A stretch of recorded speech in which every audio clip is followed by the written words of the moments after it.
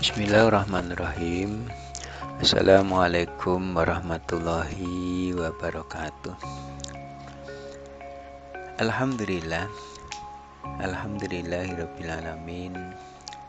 Wa binasta'in ala murtinya wadin sayyidina wa maulana seperti abdu wa waliyu. Allahumma shalli wa sallim ala sayyidina seperti wallahu ala nabi ajmain abadu. Hadirin wal hadirat rahimakumullah. Keluarga besar Radio Nusantara di mana saja Anda berada. Kami tim Radio Nusantara akan membicarakan tentang rahasia pemotongan sapi betina dalam Al-Quran. Hadirin rahimakumullah, ini adalah kisah penyembelihan sapi betina yang kemudian nama ini diabadikan dalam Quran, yaitu Al-Baqarah. Makna Al-Baqarah itu adalah sapi betina.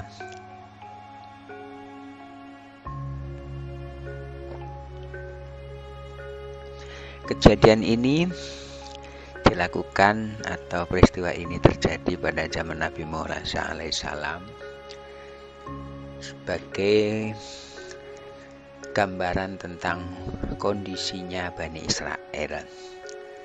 Kemudian sampai sekarang ini kita diberikan satu suguhan, yaitu peristiwa Bani Israel yang sekarang ada di Palestina, Israel terhadap Palestina, dan ini juga menjadi perhatian sedunia. Hadirin rahimakumullah, dalam kesempatan yang baik ini kita menggunakan standar SRI, spiritual, religi, dan intelektual. Spiritualnya kita mohon sama Allah agar kita diberi satu bimbingan untuk membongkar dan juga membedah peristiwa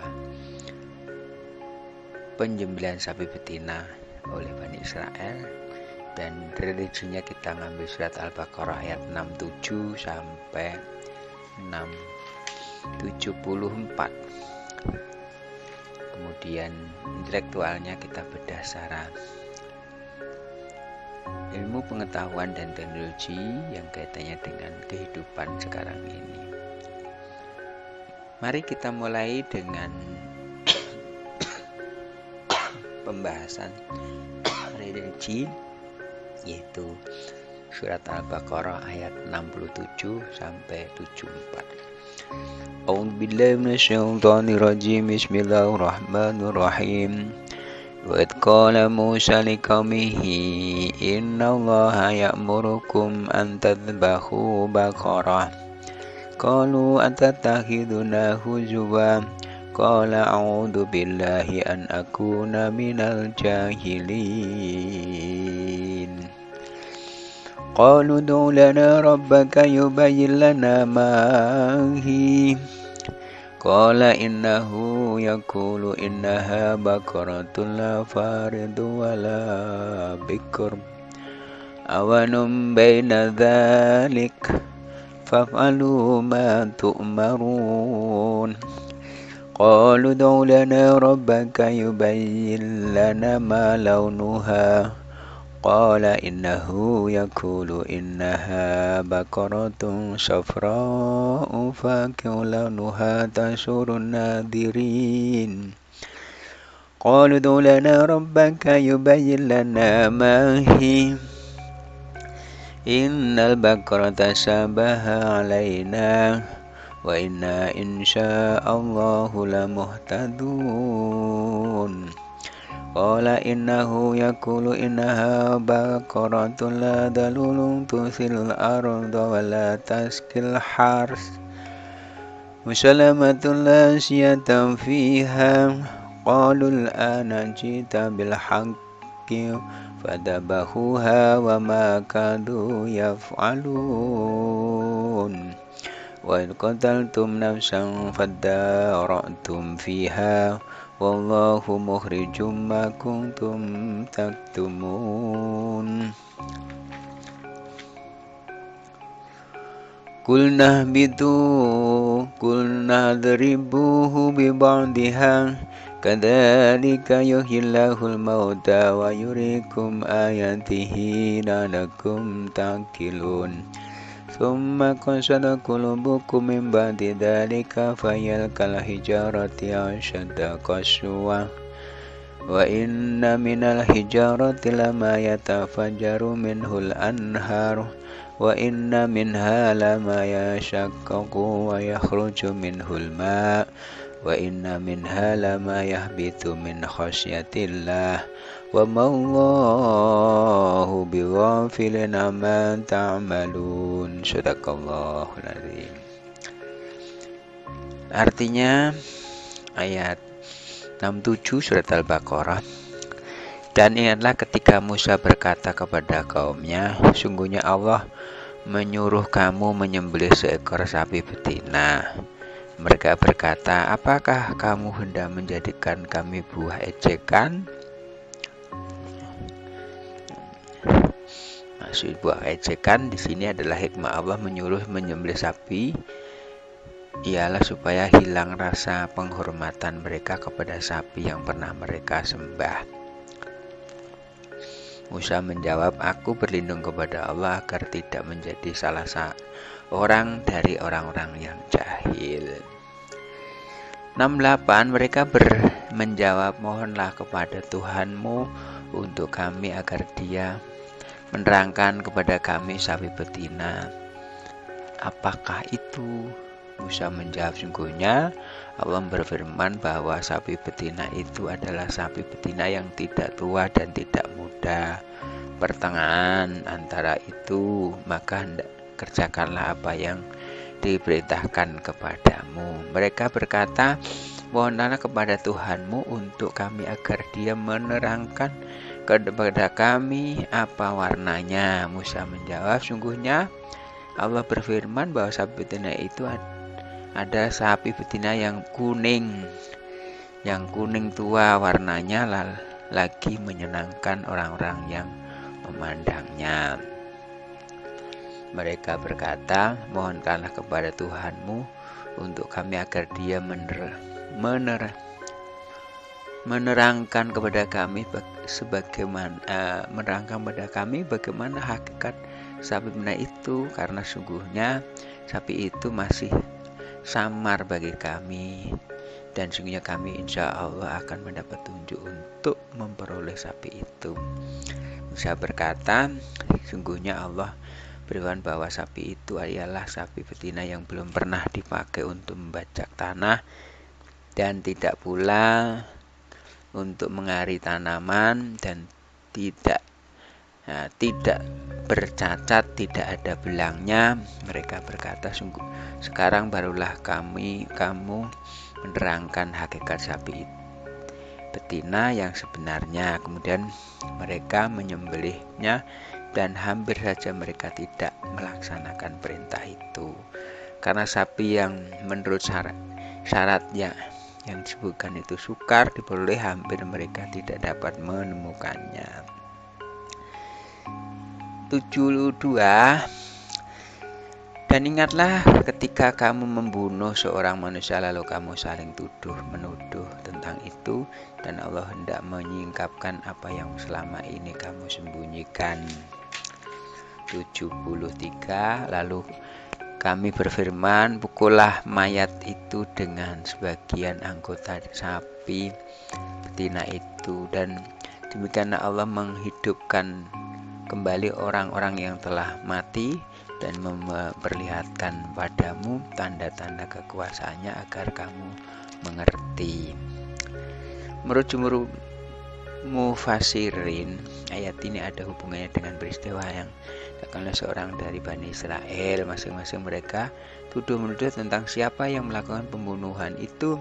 Setelah mereka membawa persoalan itu kepada Musa, Allah menyuruh mereka menyembelih seekor sapi betina agar orang yang terbunuh itu dapat hidup kembali dan merangkan siapa yang bunuhnya setelah dipukul dengan sebagian dari tubuh sapi itu.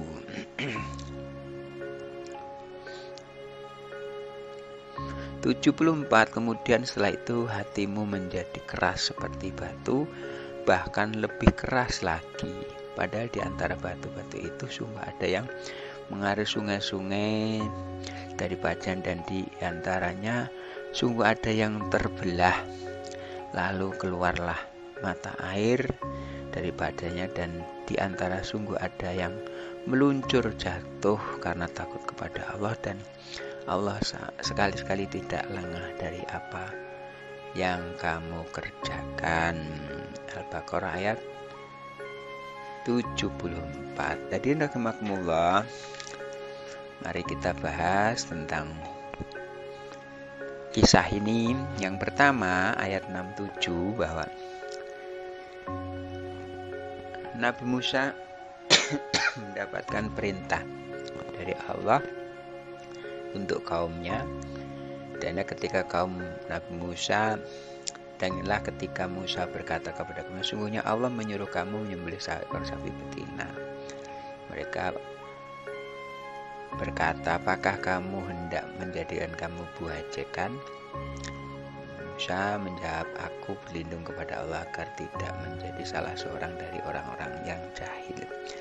Sapi betina ini dulu juga pernah disembah oleh Bani Israel ketika Nabi Musa pergi ke Gunung Tur Sina. Maka Samiri ini buat sapi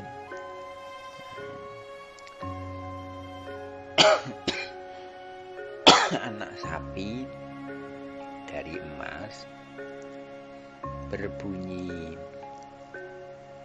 lalu mereka sembah. Nah, kemudian ini diperintahkan untuk memotong sapi, bahkan sapinya adalah sapi betina.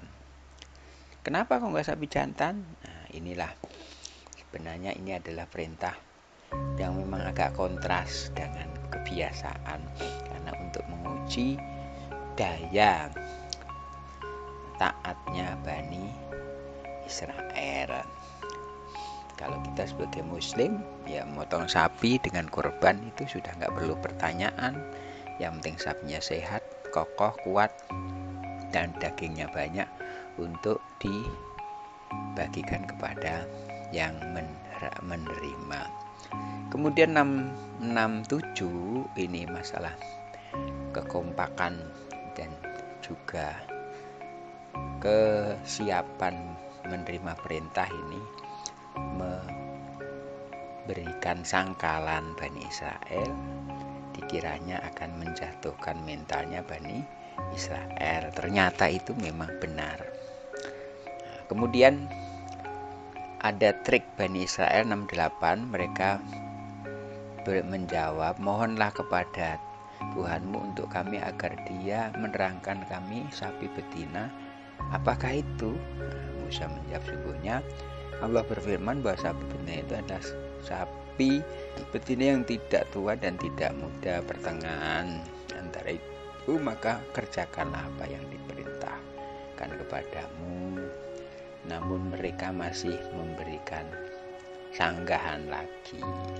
Jadi sebenarnya sapi betina ini kriterianya ya antara muda dan tua. Ya kalau kita sekarang ini perkiraan ya antara 1 tahun sampai 5 tahun. 5 tahun itu sudah tua, sapi itu sudah tua. Jadi 1 tahun sampai 5 tahun. Jadi kelompok 5 tahun ini sapi sudah tua, 1 tahun ke atas itu masih muda. Namun mereka masih berkata di 69, Bani Israel masih berkata lagi atau mohon lagi, mereka berkata, mohonlah kepada Tuhanmu untuk kami agar dia menerangkan kepada kami apa warnanya.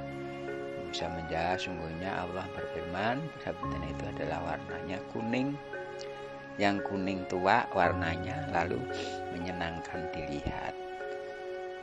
Jadi tambah lagi kriterianya itu warnanya kuning tua.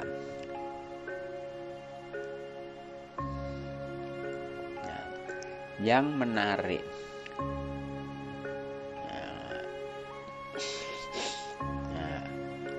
Jadi kalau tadi umur, sekarang ganti warna. Apakah mereka melaksanakan? Belum juga. Di ayat 70 mereka berkata, mohonkanlah kepada Tuhanmu untuk kami agar dia menerangkan kepada kami bagaimana hakikat sapi itu, karena sungguhnya sapi itu masih samar bagi kami, dan sungguhnya kami insya Allah akan mendapat petunjuk untuk bersapi. Ini hakikat sapi itu dipertanyakan lagi karena merasa masih samar untuk mau menghindar dari kewajiban. Jadi kalau dilaksanakan ya cepat selesai, karena ini nambah hakikat, maka jadi makin tambah syaratnya. Kemudian dijawab oleh Allah di 71, Musa berkata, sungguhnya Allah berfirman bahwa sapi betina itu adalah sapi yang belum pernah dipakai untuk membajak tanah dan tidak pula untuk mengairi tanaman, tidak bercacat, tidak ada belangnya. Mereka berkata, sekarang barulah kamu menerangkan hakikat sapi betina yang sungguhnya. Kemudian kami menyembelihnya dan hampir saja mereka tidak melaksanakan perintah itu. Nah, hakikatnya adalah tidak untuk bajak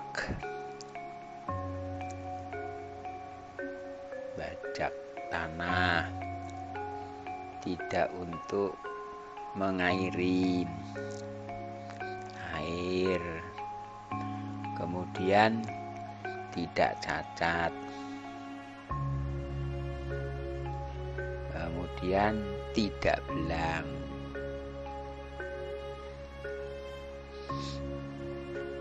Baru dilaksanakan perintahnya. Hadirin, jadi yang tadinya itu 67 itu sebagai ejekan, maka ini menjadi satu perintah yang benar.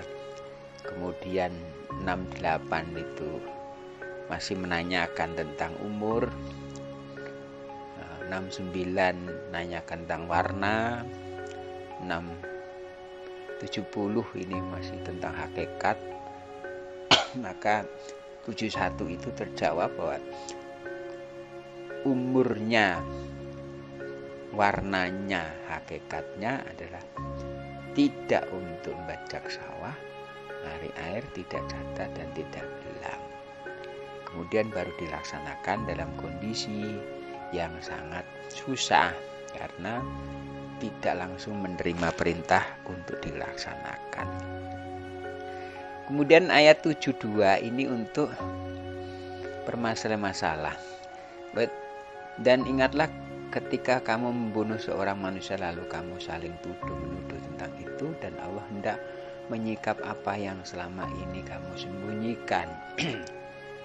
Permasalahan yang visual, ada pembunuhan yang dilakukan oleh Bani Israel untuk mengambil harta. Kemudian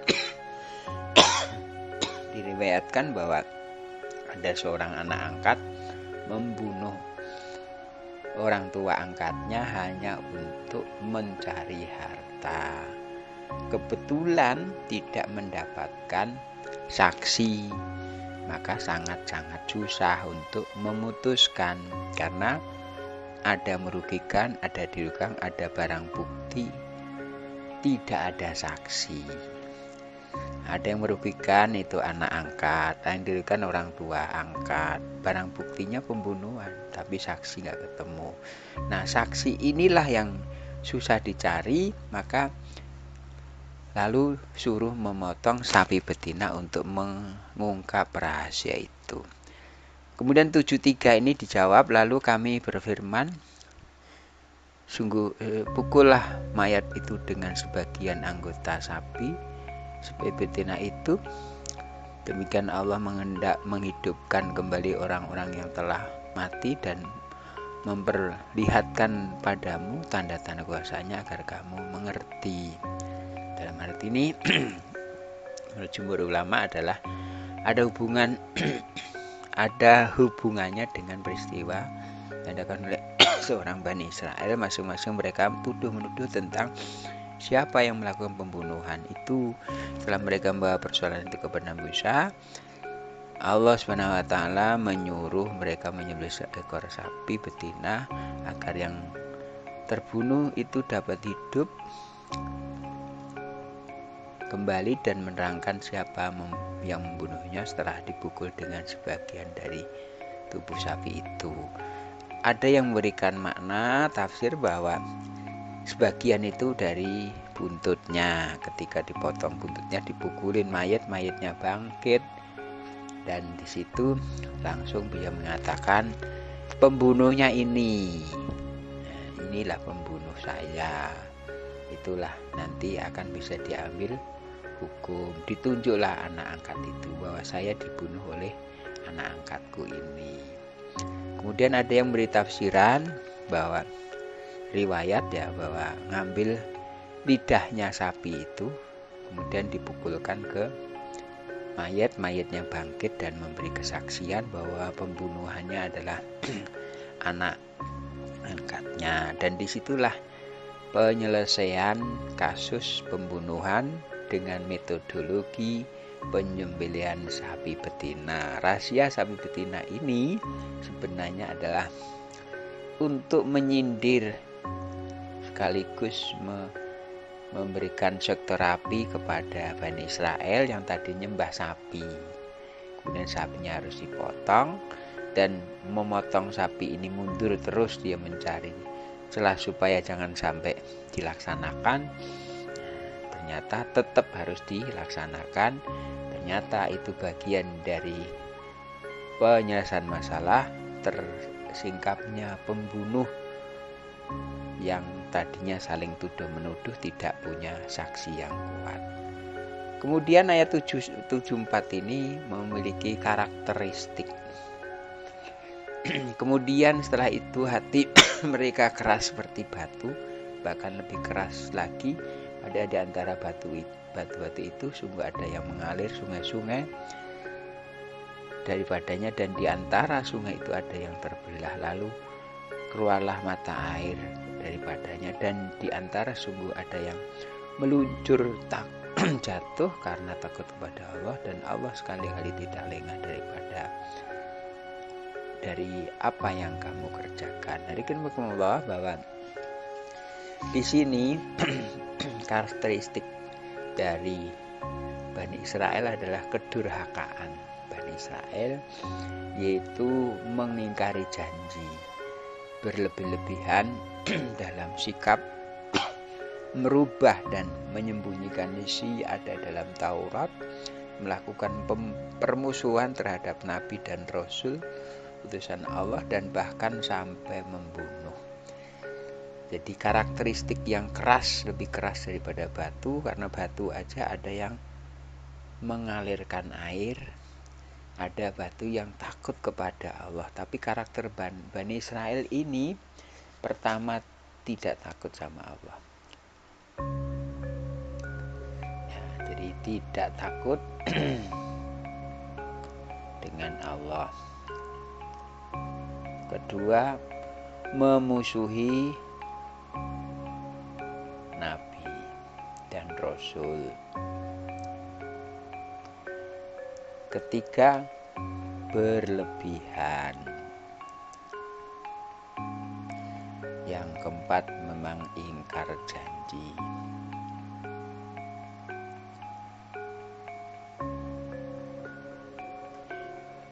Karakter-karakter yang ini, yang tidak takut sama Allah, musuhi Nabi dan Rasul, berlebih-lebihan dan ingkar janji. Ini menjadi karakter dari Bani Israel, bahkan masih disinyalir lebih keras hatinya daripada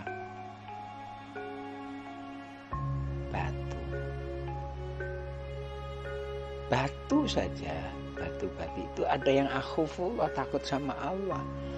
Batu itu dia taat sama Allah, dia menggelinding karena takut kepada Allah dan tidak pernah berlebih-lebihan. Dan batu itu istiqomah dalam sikapnya, bahkan batu juga menjadi fasilitas kehidupan yang nikmatnya manusia. Jadi kalau manusia itu sudah keras lebih dari batu, sisi manfaatnya masih lebih baik batu. Makanya sifat-sifat Bani Israel yang memang melekat ini, kita sebagai hamba Allah Muslim mengkoreksi diri kita, dan kita ibrah pada diri kita, belajar dari pengalaman masa lalu dan juga belajar dari realitas sekarang ini, bahwa karakter Bani Israel ini memang sangat-sangat melebihi batas. Haranakumullah. Jadi kalau kita tinjau dari sisi wayang ini saudara sekalian, itu karakter Bani Israel itu tuh kayak Kurawa dan melawan Pandawa. Jelas-jelas Kurawa ini adalah bukan pewaris negara Astina, namun direkayasa dengan sedemikian rupa, dengan liciknya, dengan seluruh aktivitasnya, sehingga asli pewaris menderita. Itulah yang dilakukan oleh Bani Israel terhadap Palestina. Haranakumullah, bahwa Bani Israel ini mengklaim bahwa tanah Palestina itu miliknya Bani Israel 3000 tahun yang lalu. Itu adalah sesuatu yang imajiner, yang gak jelas, gak ada dukungan.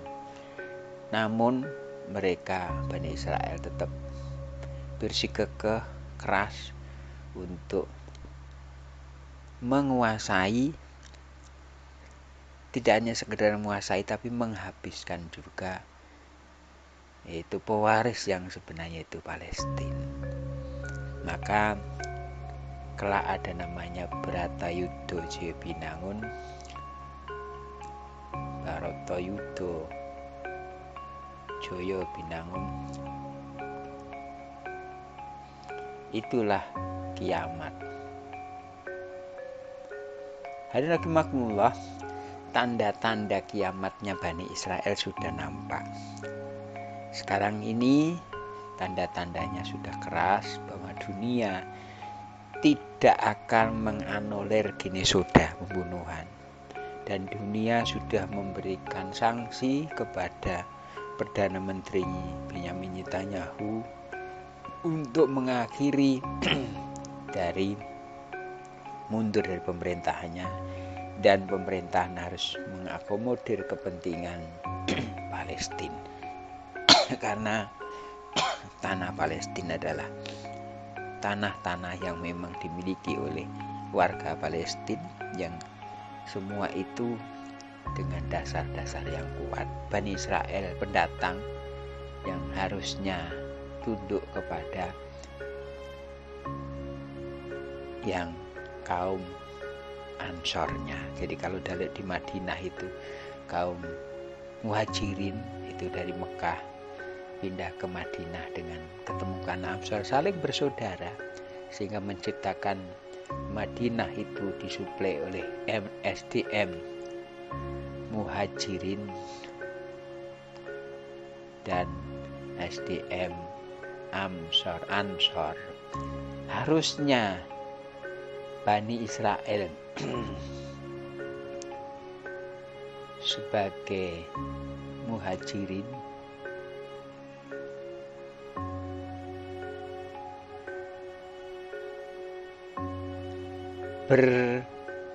bersama kaum Ansor, penduduk Palestina, membangun negara dengan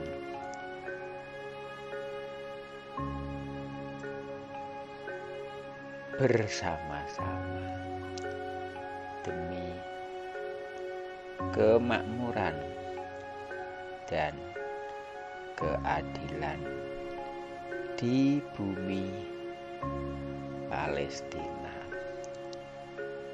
Semoga Allah SWT selalu memberikan ketabahan kepada kaum Palestina atau warga Palestina dan penyadaran kepada kaum Bani Israel yang ada di Palestina. Mudah-mudahan dua-duanya terakhiri di tahun 2024 ini. Merdekanya Palestina adalah kemerdekaan dunia dari intimidasi, dari Ginesoda, dan dari cengkraman penjajah yang karakternya adalah Bani Israel. Mudah-mudahan Allah SWT memberikan kemenangan kepada kebenaran dan menjatuh sanksi kepada kedoliman. Waqul jal haqqa wa zahaqal batil innal batila kana zahuqan. Sungguhnya waqul jal haqqa wa zahaqal, setelah datang kebenaran pasti lenyap kebatilan, dan sungguhnya kebatilan pasti akan lenyap. Surah Dirojaningrat lebur dining pangestuti. Barakallahu fil Qur'an azim wa nafi ayati wa til hakim. Taqabbal minkum wa furakum wa akhil hadza wasalikum muslimin muslimat wal mu'minina wal mu'minat fastaghfiru wa furahim. Subhanallah wa salam wa aridawahum alhamdulillahirabbil alamin.